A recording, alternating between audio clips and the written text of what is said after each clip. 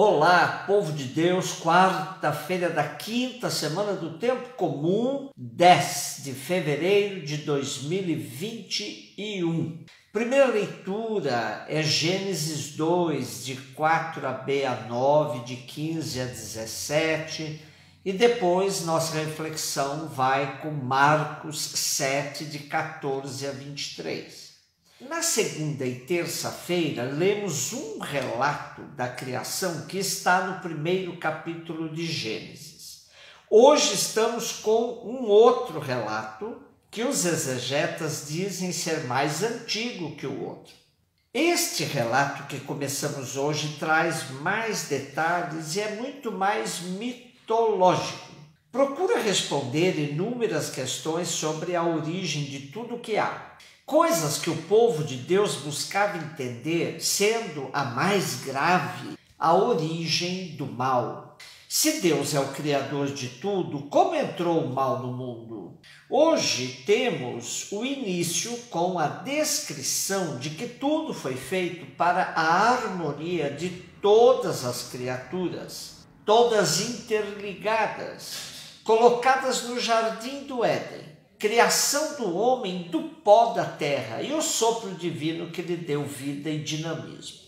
Vir da terra significa vir da Adamá, em hebraico. Daí o nome de Adão, que portanto não era nome próprio. Indicava apenas um ser vindo da terra. Este sopro de Deus nas narinas do homem, em hebraico, é Ruá, nome feminino do Espírito. Esse ser que vem da terra e que recebe a vida como um sopro divino é colocado num jardim, ou, como costumamos dizer, num paraíso. Como nos explica um exegeta português, a palavra hebraica Gã indica um oásis na estepe, Erdim. O termo hebraico Gã tem um sinônimo Pardes, termo com origem na palavra persa paideisa, que significa propriedade vedada, jardim, pomar. Pardeisa, em grego, deu paradeisos, e em latim paradisum, que está na origem do português paraíso.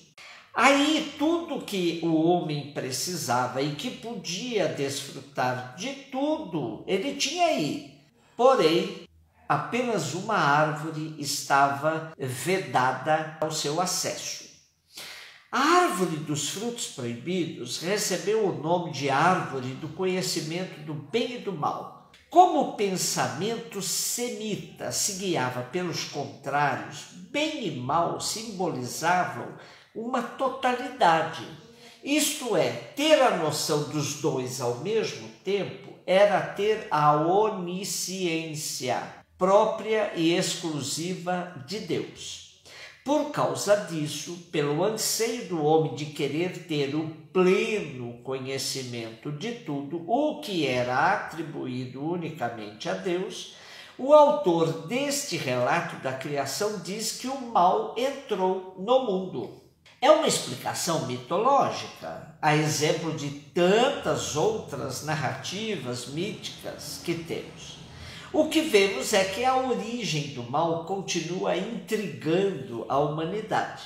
O que temos escrito sobre isso dá uma biblioteca inteira, mas sempre teremos portas e janelas abertas para essa busca de como o mal entrou no mundo. Marcos 7, de 14 a 23. Nesse tempo chamado de comum pela liturgia, vamos meditando o tempo comum de Jesus, sua prática, seu amor pela humanidade, seus ensinamentos que são eternos. Depois do debate com os judeus sobre a relação entre tradição e defesa da vida, onde Jesus deixou claro que a vida está acima da tradição, hoje ele continua explicitando essa máxima com detalhes para a multidão, para o povo mais simples. É interessante o nosso texto quando ele diz que Jesus chamou a multidão para perto de si. Dá a entender que o que ele tinha a dizer aos fariseus e doutores da lei sobre o tema já estava dito. Com eles, o debate já estava encerrado. Agora, o importante é instruir a multidão, aquela que sofria as consequências da lei do puro e do impuro, tão cara aos mestres da lei. Em uma parábola bem curta e objetiva, Jesus diz à multidão: ouvi-me todos e procurai entender. Nada há fora do homem que, entrando nele, o possa tornar impuro. Mas o que sai do homem, isso é que o torna impuro. Se alguém tem ouvidos para ouvir, ouça. Porém, na intimidade com seus discípulos, Jesus vai retomar esse tema, pois os discípulos também não tinham compreendido o que ele quis dizer com a parábola. E como que, admirado com a incompreensão dos discípulos, ele disse: também vós não compreendeis? Não percebeis que nada do que de fora entra no homem o pode tornar impuro? Porque não penetra no coração, mas sim no ventre, e depois é expelido em lugar próprio? Jesus sempre estava chamando a atenção para aquilo que é essencial, para que seus discípulos aprendessem a fugir da superficialidade, da mediocridade. E com esta orientação, Jesus declarava puro todos os alimentos, tudo que vinha do externo. Porém, chamava a atenção para todas as impurezas que vinham de dentro, que de fato vinha do coração, do interior. Por quê? É do interior do coração dos homens que saem os maus pensamentos, as prostituições, roubos, assassinos, adultérios, ambições, perversidade, má-fé, devassidão, inveja, maledicência, orgulho, desvarios. Todas essas maldades saem de dentro. E é interessante que saem de dentro, mas tornam o homem impuro, na lógica de Jesus. Era uma verdadeira revolução na lei do puro e do impuro que regulamentava a sociedade judaica de sua época. Jesus age como um profeta, anuncia que tudo é puro, denuncia o que é impuro, subvertendo a ordem das coisas do seu tempo.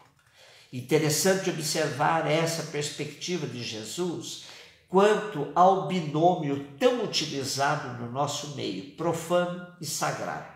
Essa separação já causou muitos danos ao comportamento cristão, pois em nome dele muitos se tornaram adoradores dos sacrários e preconceituosos com os irmãos e irmãs. Pior, em nome de Jesus, já se jogou muitas pedras em outras expressões do sagrado na história. João, na sua primeira carta, já nos alertava de que dizer que ama a Deus o qual não vê e não amar o irmão que está do lado é mentira, é hipocrisia. Porém, até hoje persiste a dificuldade de muitos para entender que a fé implica um compromisso social, que fé e política se articulam, não se repelem.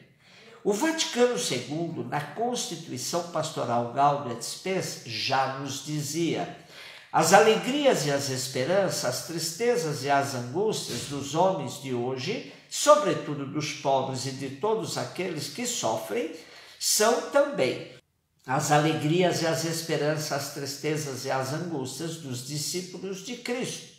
E não há realidade alguma verdadeira humana que não encontre eco no seu coração, porque a sua comunidade é formada por homens que, reunidos em Cristo, são guiados pelo Espírito Santo na sua peregrinação em demanda do reino do Pai, e receberam a mensagem da salvação para a comunicar a todos.